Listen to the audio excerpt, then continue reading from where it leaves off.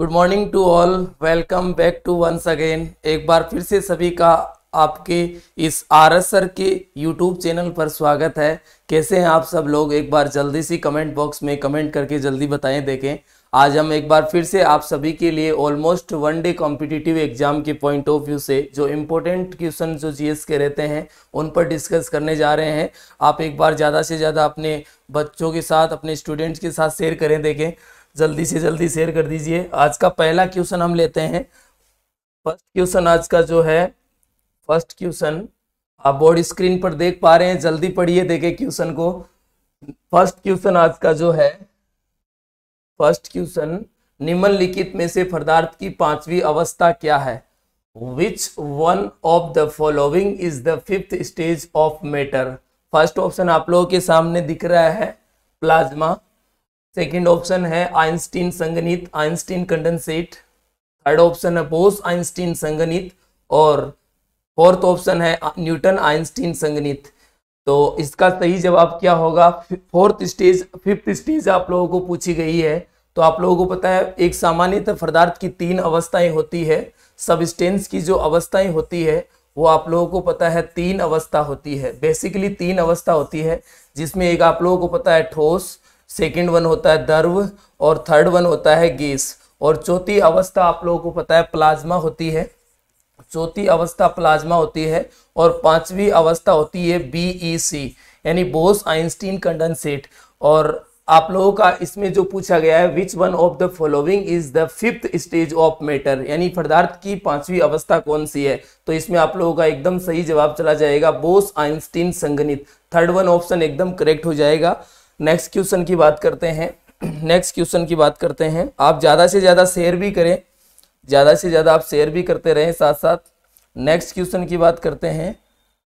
Next question है, board screen पे आप देख पा रहे हैं, ध्वनि तरंगों की प्रवृत्ति होती है। ध्वनि तरंगों की प्रकृति होती है। नेचर ऑफ साउंड वेव्स, अनुप्रस्थ यानी ट्रांसवर्स वेव। नेक्स्ट ऑप्शन है अनुदैर्ध्य यानी लॉन्गिट्यूडनल वेव। थर्ड ऑप्शन है विद्युत चुंबकीय यानी इलेक्ट्रोमैग्नेटिक। और लास्ट वन ऑफ द है नन ऑफ दीज यानी इनमें से कोई नहीं। तो ध्वनि तरंगों की जो प्रकृति होती है, नेचर, वो कैसी होती है? जल्दी कमेंट बॉक्स में आंसर करके बताइए। देखें, आप लोगों को पता है ध्वनि जो होती है वो लॉन्गिट्यूडनल वेव होती है। लॉन्गिट्यूडनल वेव होती है। इसका सही जवाब जाएगा आप लोगों का सेकेंड वन ऑप्शन। प्रकाश की आप लाइट की बात करेंगे तो लाइट जो होता है वो अनुप्रस्थ भी होता है और अनुदैर्ध्य भी होता है। अनुदैर्ध्य तरंगे केवल माध्यम में ट्रेवल कर सकती है, यानी ठोस, द्रव और गैसों में ये संचरित होती है, बिना माध्यम के ट्रेवल नहीं करती है। यही कारण है कि अंतरिक्ष पर जाने पर हम एक दूसरे की आवाज़ नहीं सुन पाते हैं, क्योंकि वहाँ पर कोई वैक्यूम, कोई माध्यम नहीं है। वहाँ वैक्यूम है, निर्वात है, इसलिए वहाँ पर ध्वनि का ट्रेवलिंग नहीं होता है। ध्वनि को ट्रेवल करने के लिए किसी न किसी माध्यम की जरूरत होती है, क्योंकि वो एक लॉन्गिट्यूडनल वेव होती है। नेक्स्ट आप लोग बात करें नेक्स्ट क्वेश्चन की। नेक्स्ट क्वेश्चन की बात करें। नेक्स्ट जो क्वेश्चन है वो काफ़ी आसान है। नेक्स्ट क्वेश्चन देखिए। नेक्स्ट क्वेश्चन आप लोगों का जो है थर्ड क्वेश्चन, वो है आप लोगों का, प्रकाश के छोटे छोटे कणों से मिलकर बना है जिसे क्या कहते हैं? काफी इंपॉर्टेंट क्वेश्चंस है। ऑलमोस्ट जो अभी आप लोगों के जितने भी एग्जाम होंगे, इन फ्यूचर आप लोग कोई भी एग्जाम देखने जा रहे हैं तो उसके पॉइंट ऑफ व्यू से काफी इंपॉर्टेंट क्वेश्चंस रहने वाले हैं। और ऑलमोस्ट एग्जाम में जीएस पूछी ही जाती है।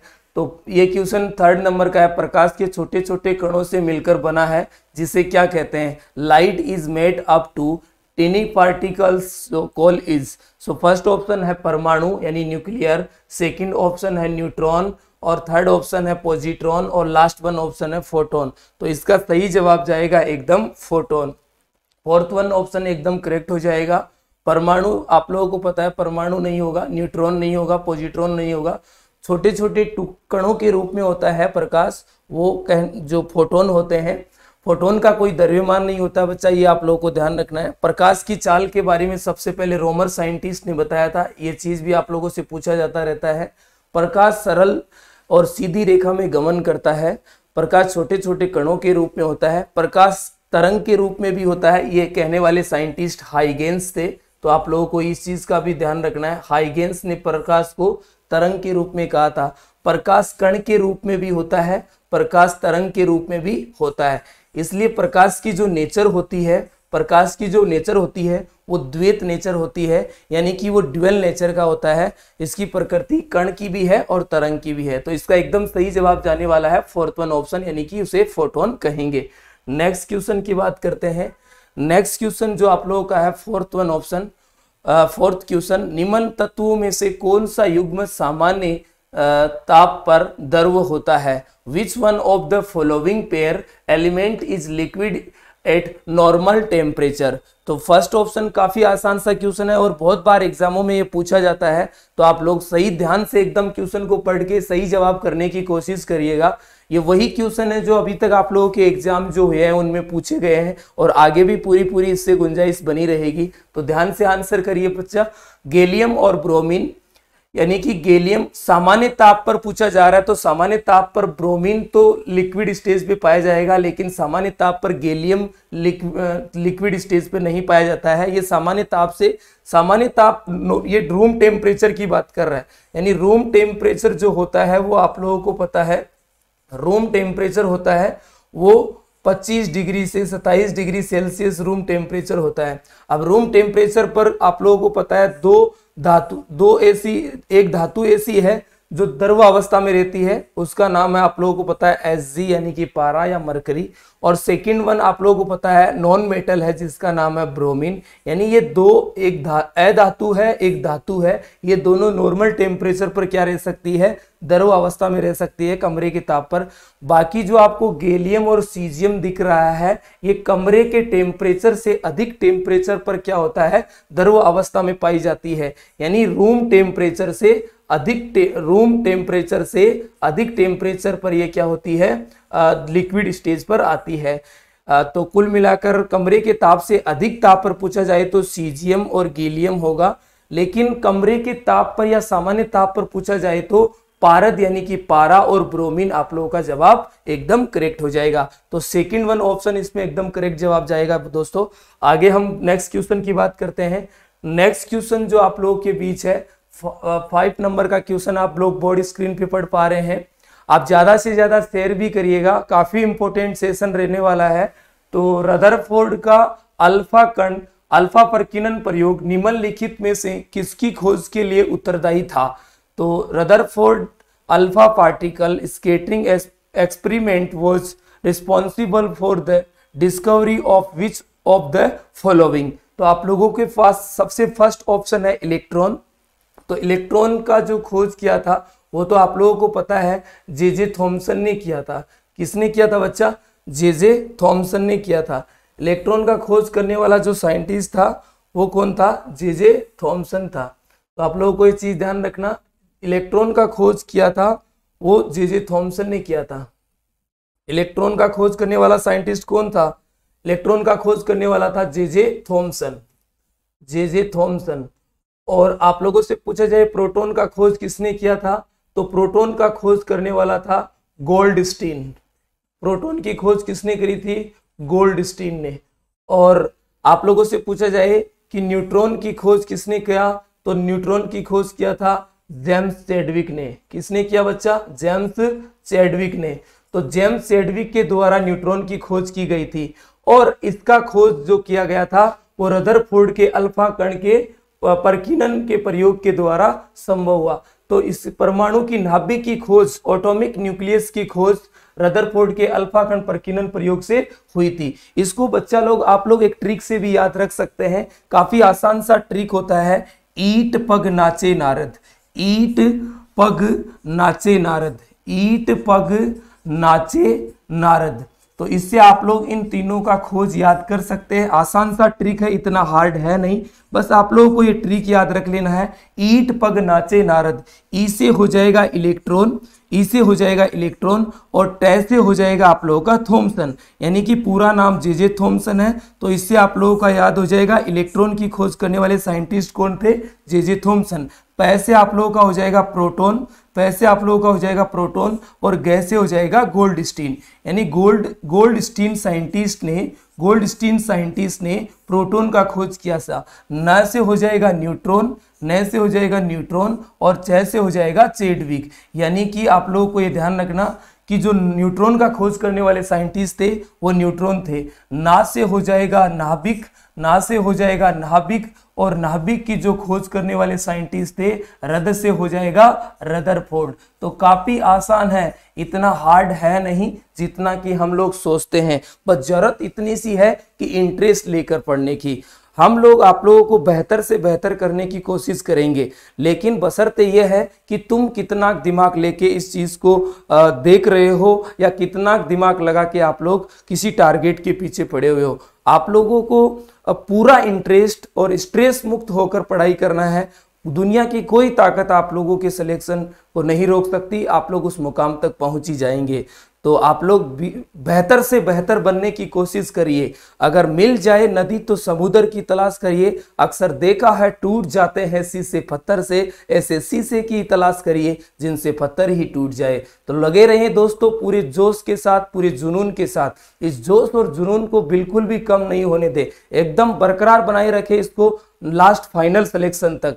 कुछ बच्चे होते हैं 1-2 महीना, 3 महीना, 6 महीना 1-2 एग्जाम देख के बिल्कुल डल पड़ जाते हैं और पटरी से अपना रास्ता छोड़ देते हैं। तो बात यूँ है, आप लोग जब तक आप लोगों का ऑप्शन है, जब तक आप लोगों का फाइनल सिलेक्शन नहीं हो जाता है, जब तक आप लोगों के पास ऑप्शन है, तब तक आप लोग तैयारी करते रहें।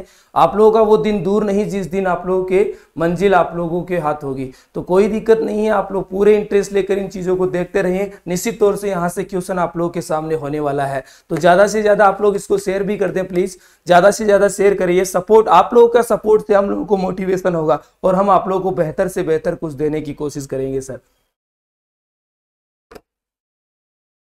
नेक्स्ट क्वेश्चन की ओर बढ़ते हैं। नेक्स्ट क्वेश्चन आप लोगों के बीच जो है 6 नंबर का क्वेश्चन है। एम कोस काफी इंपॉर्टेंट क्वेश्चन है और बहुत बार एग्जामों में पूछा जाता है। एम कोस यानी एम सीट में इलेक्ट्रॉन की अधिकतम संख्या कितनी हो सकती है? What is the maximum number of electrons in M shells? तो काफी आसान सा सवाल है, ज्यादा हार्ड है नहीं।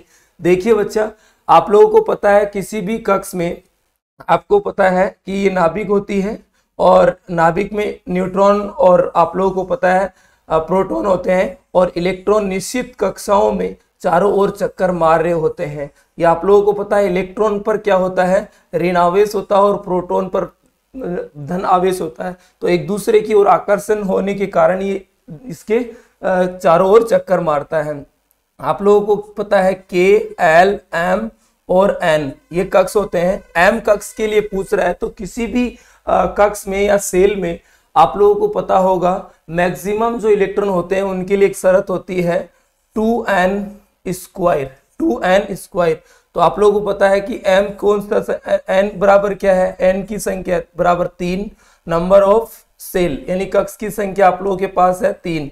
तो आप लोगों को ध्यान रखना कि बच्चा लोग 2 n बराबर n की वैल्यू रखिए 3 और स्क्वायर रूट हो जाएगा इसका। तो 3 का स्क्वायर रूट होता है 9 गुणे 2, कितना जवाब आ जाएगा 18। कितना जवाब आ जाएगा बच्चा 18। तो आप लोगों को ध्यान रखना है, इसमें आप लोगों को ऑप्शन दिखा रखा है 6, 8, 18। तो आपका जवाब एकदम सही जाएगा 18। यानी कि एम कोस या एम सीट में इलेक्ट्रॉन की अधिकतम संख्या कितनी हो सकती है, 18 हो सकती है। तो काफी आसान है, इतना हार्ड है नहीं। आप लोगों से पूछा जाए कि बताइए सर एल, जो एल कक्ष है इसमें इलेक्ट्रॉन की संख्या कितनी हो सकती है? तो एल में न्यूट्रॉन, एल में जो नंबर ऑफ सेल्स है वो कितने हैं, 2। आप लोगों को पता है इसके लिए शर्त है 2n का स्क्वायर। तो 2n की वैल्यू रख दीजिए 2 स्क्वायर, इसका स्क्वायर हो जाएगा 4 और गुणे 2 कितना हो जाएगा बच्चा 8, गुणे 2 कितना हो जाएगा 8। तो एल कक्ष में अधिकतम इलेक्ट्रॉन की संख्या कितनी हो सकती है 8 और एम कक्ष में अधिकतम इलेक्ट्रॉन की संख्या कितनी हो सकती है 18। तो काफी आसान है, इतना हार्ड है नहीं। नेक्स्ट क्वेश्चन की बात करते हैं। नेक्स्ट क्वेश्चन आप लोगों के बीच है, कैंसर के उपचार में निम्नलिखित तत्वों के समस्थानिकों में से किसका प्रयोग किया जाता है? Which of the isotopes of the following elements are use in the treatment of cancer? काफी इंपॉर्टेंट है, काफी इंपॉर्टेंट है बच्चा। इतनी बार एग्जामों में ये क्वेश्चन पूछा जाता है जिसकी कोई हद नहीं है। बहुत इंपॉर्टेंट सवाल रहने वाला है, आप ध्यान से इसको देखिएगा। पहला ऑप्शन दे रखा है आयोडीन, तो आयोडीन कट हो जाएगा। आयोडीन इसका जवाब नहीं होगा। नेक्स्ट है सोडियम, नेक्स्ट है कोबाल्ट। कोबाल्ट एकदम सही जवाब चला जाएगा। बहुत बार आप लोगों के क्वेश्चन ये यूं भी पूछा जाता है कि कोबाल्ट 60 का यूज कहाँ होता है, तो इसका यूज होता है वो कैंसर निदान में होता है। कहाँ होता है बच्चा? कैंसर निदान में होता है। इसके अलावा और भी आप लोगों को पता है कैंसर के लिए थेरेपी भी होती है।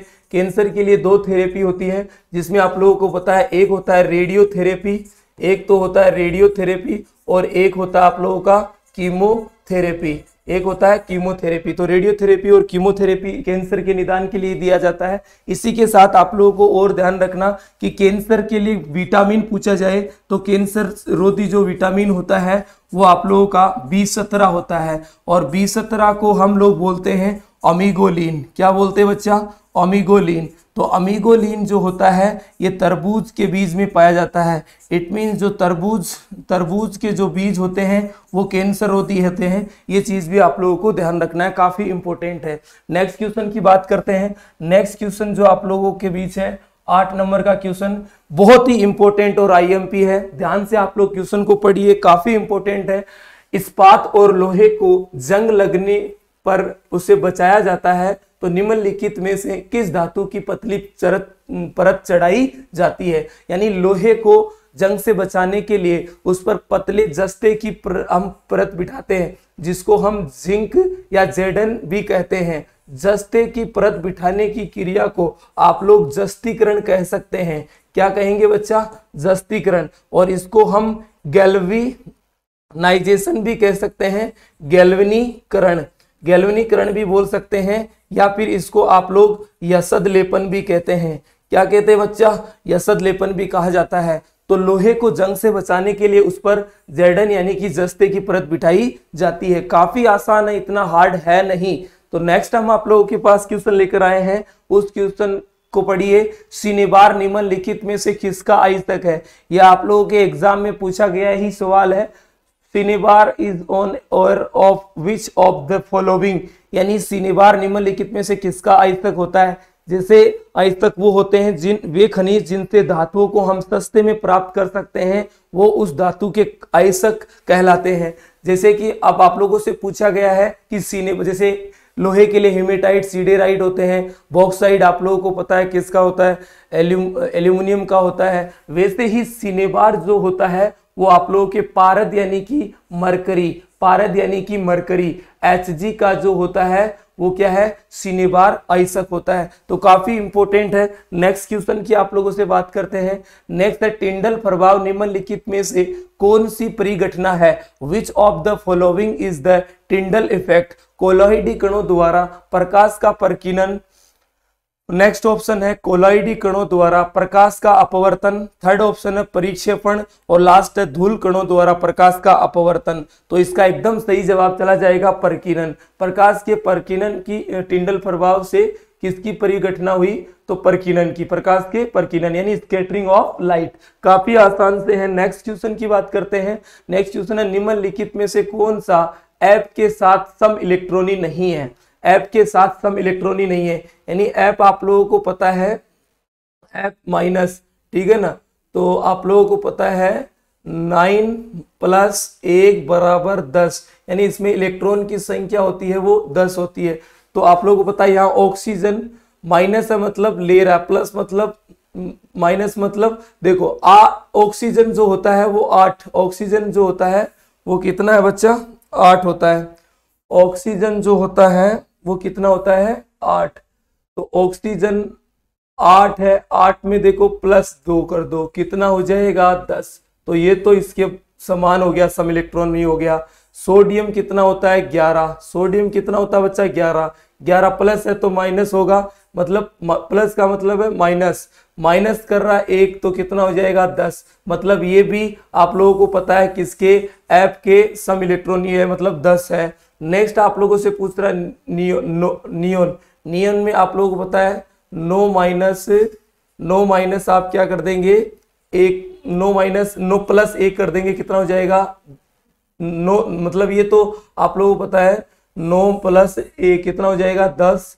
तो ये इसके बाद इसमें आप लोगों को पता है नाइट्रोजन 7 और इसमें 1 प्लस करेंगे तो 8। तो ये आप लोगों का जो फोर्थ नंबर ऑप्शन है एकदम गलत एकदम सही जवाब हो जाएगा। मतलब पूछ रहा है कि निम्नलिखित में से कौन सा निम्नलिखित में से कौन जो है आयन F माइनस के साथ सम इलेक्ट्रॉनिक नहीं है। तो इन सब में बच्चा आप लोगों को पता है 10 10 और इसमें भी 10, ठीक है ना।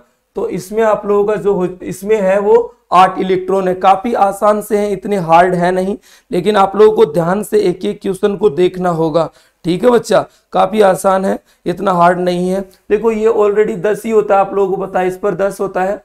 ये 8 + 2 हो गया 10, ये 11 में से -1 कर दिया 10, और इसका जो होता है वो 7 और +1 किया तो 8 हो गया। इसमें 8 है, बाकी सब में 10 है, मतलब ये एक फोर्थ नंबर का है, वो सम इलेक्ट्रॉनिक नहीं है। नेक्स्ट क्वेश्चन की बात करते हैं। नेक्स्ट क्वेश्चन है भौतिक परिघटना और खोजकर्ता से संबंधित निम्नलिखित में से कौन सा युग्म सही रूप से सुमेलित नहीं है। Which of the following pair is correctly matched regarding physical A discovery. So James Chadwick जो है उसको प्रकाश विद्युत प्रभाव दे रखा है, लेकिन जेम्स चैडविक की तो अभी हाल ही में हम लोगों ने बात करी थी इसी सेशन में। जेम्स चैडविक ने किसका खोज किया था बच्चा? न्यूट्रॉन का। अल्बर्ट आइंस्टीन ने न्यूट्रॉन के सामने दिखा रखा है। अल्बर्ट आइंस्टीन ने प्रकाश विद्युत चुंबक से रिलेटेड होगा। मैडम क्यूरी को रेडियम, हाँ मैडम क्यूरी है जो रेडियम, ये सही है एकदम। यानी ये बोल रहा है भौतिक परिघटना खोजकर्ता से संबंधित निम्नलिखित में से कौन सा युग्म सही है। यानी मैडम क्यूरी ने, आप लोगों को पता है, रेडियम का खोज किया था, तो थर्ड ऑप्शन एकदम करेक्ट है। इसमें आप लोगों का जो मैडम क्यूरी यानी कि रेडियम की खोज करी थी, फोर्थ ऑप्शन एकदम करेक्ट हो जाएगा। नेक्स्ट क्वेश्चन की बात करते हैं। नेक्स्ट क्वेश्चन है निम्नलिखित में से कौन सा हाइपोब्रोमस अम्ल का रासायनिक सूत्र है। यानी which of the following is the chemical formula of hypobromous acid. So इसका एग्जाम्पल आप लोगों को पता है, इसका जो केमिकल फॉर्मूला होता है HBr। इसका क्या हो जाएगा? HBr। तो नेक्स्ट क्वेश्चन है हाइपोब्रोमस। हाइपोब्रोमस का केमिकल फॉर्मूला क्या होता है? HBr। तो ध्यान से आप लोग इस प्रकार के सवालों को ध्यान से देखो। नेक्स्ट क्वेश्चन आप लोगों के बीच है, नेक्स्ट है बहिर्मंडल में गैसों का संयोजन क्या है। यानी कि what is the composition of gases in the exosphere. काफी इंपॉर्टेंट क्वेश्चन है बच्चा, बहुत बार एग्जाम में रिपीट होता है, तो ध्यान से देखिए। हीलियम और हाइड्रोजन, यानी हीलियम हाइड्रोजन, नियोन और हाइड्रोजन, हीलियम और नियोन, और कोई नहीं, इनमें से कोई नहीं, यानी नन ऑफ दीज। तो आप लोगों का इसमें जवाब जाने वाला है हीलियम और हाइड्रोजन। बहिर्मंडल को हम अंधा मंडल भी कहते हैं, काफी इंपॉर्टेंट रहता है, बहुत बार चर्चाओं में रहता है ये क्वेश्चन, ध्यान से देख ले एक बार। नेक्स्ट क्वेश्चन की हम बात कर रहे हैं। नेक्स्ट क्वेश्चन है निम्नलिखित में से कौन सा न्यूनतम संभव तापमान है। Which of the following is the minimum possible temperature is. So इसका आप लोगों का जवाब क्या जाएगा? जल्दी कमेंट बॉक्स में आंसर करके देखिए, देखे जल्दी कमेंट बॉक्स में आंसर फेंके, देखे जल्दी सी। पहला ऑप्शन है 0 डिग्री सेल्सियस, सेकंड ऑप्शन है -073 डिग्री सेल्सियस, और थर्ड वन ऑप्शन है -173 डिग्री सेल्सियस, और लास्ट वन ऑप्शन है आप लोगों का -273 डिग्री सेल्सियस। एकदम सही जवाब जाने वाला फोर्थ वन ऑप्शन, ये गलत हो जाएगा, ये आप लोगों का गलत हो जाएगा, गलत हो जाएगा। तो निम्नलिखित में से कौन सा न्यूनतम संभव तापमान है? -273। इसको आप 0 के बराबर भी, या आप लोग इसको 0 केल्विन भी कह सकते हैं। नेक्स्ट क्वेश्चन की बात करते हैं। सोल्डर निम्नलिखित में से किसका मिश्रण है? काफी इंपोर्टेंट है, बहुत बार एग्जामों में पूछा जाता है। Solder is an alloy of which of the following. तो आप लोगों को पता है सोल्डर जो होता है पीबी, यानी पीबी होता है लेड, या इसको आप लोग सीसा भी कह सकते हैं। और आप लोगों को पता है एसन होता है आप लोगों का स्टेनम, स्टेनम टिन होता है। स्टेनम बच्चा कौन होता है? टिन। तो सीसा प्लस टिन क्या हो जाएगा? आप लोगों का सोल्डर धातु हो जाएगा। तो इसका जवाब आप लोगों का क्या जाएगा? इसका जवाब जाने वाला है बच्चा third one option. Next question की बात करते हैं।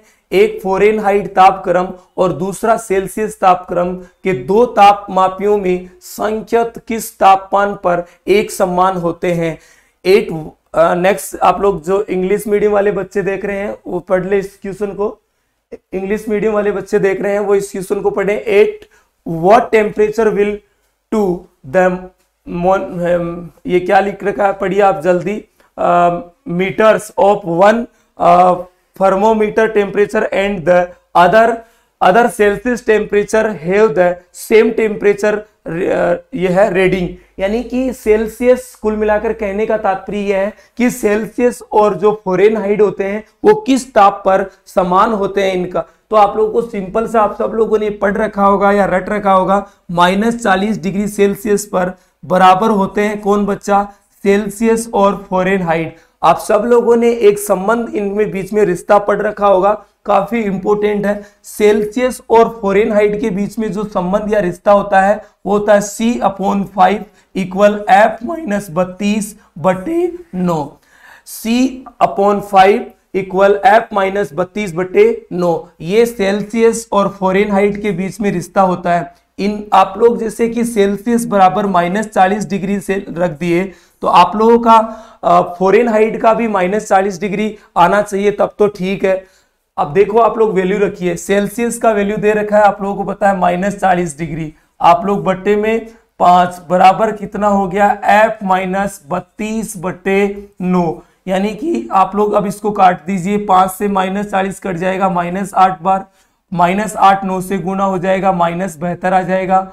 F-32, F को आप इधर लेकर आएंगे तो -32 में से 32 जाएंगे, कितना बच जाएगा, -40। इसका मतलब आप लोगों का एकदम सही जवाब जाएगा -40 डिग्री। यानी कि -40 डिग्री वो टेम्परेचर या वह ताप है जिस पर आप लोगों का सेल्सियस एंड फ़ारेनहाइट क्या होते हैं, इक्वल होते हैं। तो बात समझ में आई तो बोलो यस। काफी इंपॉर्टेंट है, IMP है और ऑलमोस्ट वन डे एग्जाम में ये क्वेश्चंस पूछे जाते हैं। तो न्यूमेरिकल साइड से सवाल था। नेक्स्ट क्वेश्चन की हम बात करते हैं। नेक्स्ट क्वेश्चन 18 नंबर का क्वेश्चन है, काफी इंपॉर्टेंट है, जल्दी आंसर करिए बच्चा। निम्नलिखित में से कौन सा अम्ल टमाटर में प्रमुख रूप से पाया जाता है? Which of the following acid is mainly found in tomatoes? सो काफी इंपॉर्टेंट है। एसिटिक अम्ल पहला ऑप्शन दिखा रखा है, एसिटिक एसिड, टार्ट्रिक अम्ल यानी टार्ट्रिक एसिड, ऑक्सैलिक एसिड और लैक्टिक एसिड। तो बच्चा आप लोगों को पता है लैक्टिक एसिड जो पाया जाता है वो दूध में पाया जाता है। दूध में पाया जाने वाला अम्ल कौन सा होता है? Lactic acid. या ये आप लोगों को पता है दूध से दही में बदलता है, वो कौन होता है? लैक्टिक एसिड ही होता है। लेकिन बैक्टीरिया पूछा जाए तो लैक्टोबैसिलस होता है। और इसमें कौन सी शर्करा पाई जाती है? तो लैक्टोज होती है। आप लैक्टो वर्ड्स एक हिंट पकड़ के रखिए कि लैक्टो वर्ड आएगा, हम आंख बंद करके दूध पे क्लिक ऑन कर देंगे। तो लैक्टिक एसिड तो किसमें हो जाएगा? दूध में। इसने पूछा किसमें? टमाटर में। तो फोर्थ ऑप्शन तो आपका क्रॉस हो जाएगा। नेक्स्ट है ऑक्सैलिक एसिड, बिल्कुल करेक्ट जवाब जाएगा। ऑक्सैलिक एसिड जो होता है वो आप लोगों के बच्चा टमाटर में ही होता है और इससे आप लोग कपड़ों के दाग धब्बे भी हटा सकते हैं। और आप लोगों को पता है आप लोग चाउमीन वगैरह खाते हैं तो उसमें सॉस डालते हैं, उस सॉस में भी कौन सा एसिड होता है? Oxalic acid. यानी कि आप लोगों का ये टमाटर में पाया जाने वाला अम्ल होता है। टार्ट्रिक अम्ल बच्चा इमली में पाया जाता है। टार्ट्रिक अम्ल इमली प्लस अंगूर में होता है और एसिटिक एसिड सिरके में होता है। सिरके में होता है। तो इसका सही जवाब जाने वाला है आप लोगों का third one option. I hope बात समझ में आई होगी। नेक्स्ट क्वेश्चन की ओर बढ़ते हैं। नेक्स्ट क्वेश्चन आप लोगों के पास है, निम्नलिखित में से कौन सा पदार्थ का अपरूप नहीं है? Which of the following is not an allotrope of carbons? तो हीरा तो आप सब लोगों को निम्नलिखित में से पदार्थ का अपरूप नहीं है। ये क्वेश्चन थोड़ा सा, बाकी तो देखो सभी पदार्थ है, क्वेश्चन थोड़ा सा टाइपिंग मिसप्रिंटिंग हो गया है। निम्नलिखित में से कौन सा कार्बन का अपरूप नहीं है? पदार्थ की जगह आप भाई, पदार्थ तो सभी है, इस दुनिया की सारी चीजें पदार्थ है, आप लोगों को पता है। हीरा भी पदार्थ है, ग्राफीन भी पदार्थ है, फ्लाई एश भी पदार्थ है और इसने लास्ट ऑप्शन। तो ये क्वेश्चन थोड़ा सा पदार्थ की जगह आप लोग यहाँ पर आप लोगों को पढ़ना है कार्बन। यानी निम्नलिखित में से कौन सा कार्बन का अपरूप नहीं है? Which one of the following is not allotrope of carbon? देखो इंग्लिश में एकदम सही क्वेश्चन लिखा गया है, लेकिन हिंदी में ये जो हिंदी में क्वेश्चन है वो थोड़ा सा गलत पुटअप हो गया है। तो आप लोग पदार्थ की जगह कार्बन पढ़ेंगे। निम्नलिखित में से कौन सा कार्बन का अपरूप नहीं है? तो आप सब लोगों को पता है डायमंड यानी हीरा तो कार्बन का रूप होता है, ये तो कार्बन ही है हीरा। नेक्स्ट आप लोगों को ग्राफीन यानी ग्रेफाइट भी कार्बन होता है। और नेक्स्ट है फ्लाई एश। बिल्कुल सही जवाब तो देखो ये जाएगा। फ्लाई एश क्या होता है? कार्बन का अपरूप नहीं होता है। फ्लाई एश इंग्लिश वर्ड है, इसको हिंदी में आप लोग कह सकते हैं राख। क्या कह सकते हैं बच्चा? राख। और देसी भाषा में अपन भोबर कह सकते हैं, बानी कह सकते हैं, और राख इसको हिंदी में बोलते हैं, और फ्लाई एश इनको हम इंग्लिश में बोलते हैं। तो इसका सही जवाब एकदम थर्ड वन ऑप्शन जाना है। नेक्स्ट क्वेश्चन की बात करते हैं, काफी इंपॉर्टेंट है। नेक्स्ट क्वेश्चन है, निम्नलिखित में से, नेक्स्ट और आज का लास्ट सवाल है बच्चा, ध्यान से पढ़िएगा। नेक्स्ट और आज का लास्ट सवाल है, काफी ध्यान से पढ़िए और आंसर करिए प्लीज। निम्नलिखित में से कौन सा जैव ऊर्जा का स्रोत नहीं है? Which of the following biomass is not a source of energy? काफी इंपॉर्टेंट है, जल्दी जवाब करिए। आप लोगों को पता है लकड़ी, वुड तो यार आप लोगों को पता है जैव मास का जो बायोमास होता है उसका सोर्स एनर्जी है, मतलब ये तो जैव ऊर्जा है। नाभिकीय रिएक्टर एकदम गलत हो जाएगा। नाभिकीय रिएक्टर या न्यूक्लियर रिएक्टर जो होता है एक डिवाइस या इंस्ट्रूमेंट होता है जो आप लोगों के रेडियो एक्टिव जो एलिमेंट विस्फोट होते हैं उनसे नाभिकीय ऊर्जा को विद्युत ऊर्जा में बदलता है। गोबर गैस आप लोगों की जैव ऊर्जा का एग्जाम्पल है। और ये कोपला लिख दिया, कोपला नहीं है, ये कोयला है बच्चा। ये क्या है? कोयला। तो कोयला भी आप लोगों का क्या है? एक जैव ऊर्जा का एग्जाम्पल है। तो इसका एकदम सही जवाब जाना है second one option. I hope आप लोगों को बच्चा ये सेशन खूब समझ में आया होगा। आप लोग इसको ज्यादा से ज्यादा शेयर कर दीजिए। आप लोग अपने दोस्तों के साथ अपने ग्रुप में सभी जगह शेयर करिए। मिलेंगे एक नई सेशन लेकर इसी तरीके से जल्दी आप लोगों के साथ। तो आप जब तक इस सेशन को ध्यान से एक बार और देखिए, एंजॉय करिए, आप ज्यादा से ज्यादा शेयर करिए। जय हिंद, जय भारत, नमस्कार।